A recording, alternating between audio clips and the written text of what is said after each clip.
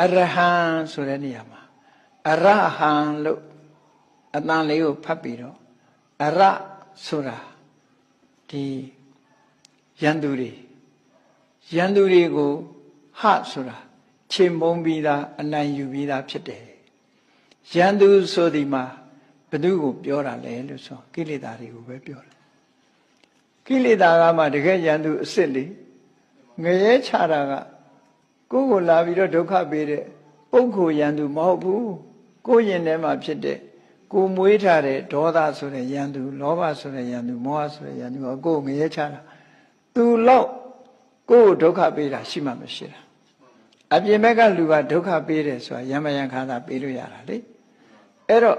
ဒုက္ခပေးလို့ယန္တုလို့ခေါ်မယ်ဆိုလို့ရှိရင်အမြဲတမ်းကိုယ်ဒုက္ခပေးနေတာဘယ်သူလဲလို့မေးရင်ကိလေသာတွေပဲအဲ့တော့ကိလေသာကယန္တုအစ်စ်ပဲ